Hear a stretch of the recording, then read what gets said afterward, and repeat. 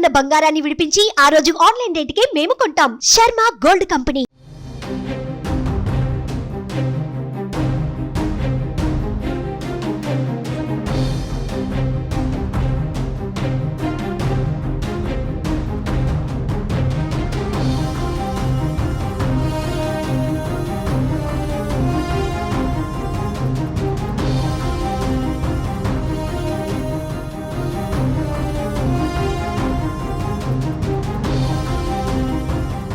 మంచు మనోజ్ ఆయన సతీమణి భూమా మౌనిక రాజకీయ రంగ ప్రవేశానికి సర్వం సిద్ధమైపోయింది. మనోజ్ మౌనిక దంపతులు జనసేనలో చేరబోతున్నారు.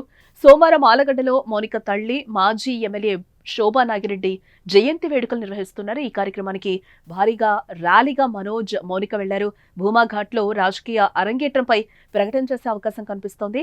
నంద్యాల నుంచి ప్రత్యక్ష ఎన్నికల్లోకి దిగే యోచనలో మౌనిక ఉన్నట్టుగా తెలుస్తోంది. ఇప్పటికే భారీగా అక్కడ ఫ్లెక్సీలు కూడా వెలిశాయి. మనోజ్ యువసేన పేరిట అభిమానులు బ్యానర్లు ఏర్పాటు చేశారు. మనోజ్ భూమా మౌనిక రాజకీయ ప్రవేశం ఇప్పుడు సంచలనం సృష్టిస్తోంది.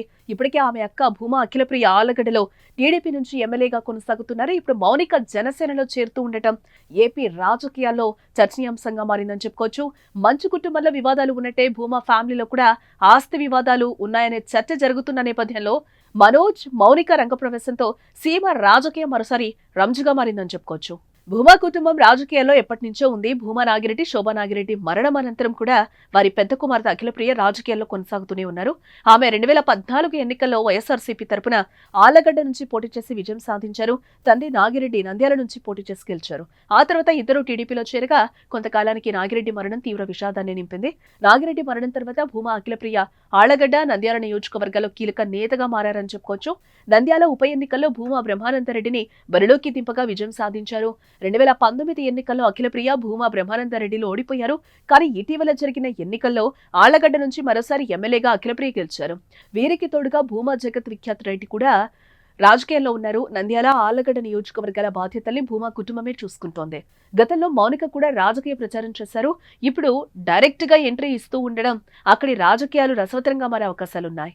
గతంలో పవన్ కళ్యాణ్ తో ఒకసారి మంచు మనోజ్ భేటీ అయ్యారు. భీమ్లా నాయక్ షూటింగ్ సమయంలో స్పాట్ కి వెళ్లి పవన్ కళ్యాణ్ తో కీలక అంశాలపై చర్చించడం జరిగింది. వీరిద్దరూ కూడా సుమారు గంటకు పైగా పలు విషయాలపై చర్చించుకున్నారు. స్వతహాగా పవన్ కళ్యాణ్ అంటే మంచు మనోజ్ కు ప్రత్యేకమైన అభిమానం ఉందని చెప్పుకోవచ్చు. అలాగే మనోజ్ పట్ల పవన్ కళ్యాణ్ ఎంతో స్నేహపూర్వకంగా కూడా ఉంటారు.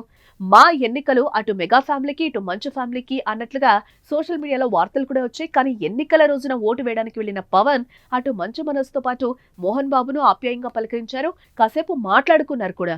దీంతో మనోజ్ పై పవన్ కు సాఫ్ట్ కార్నర్ ఉందనే ప్రచారం కూడా ఉంది. మరి వీరి రాజకీయ భవిష్యత్తు ఎలా ఉంటుందో చూడాలి మరి.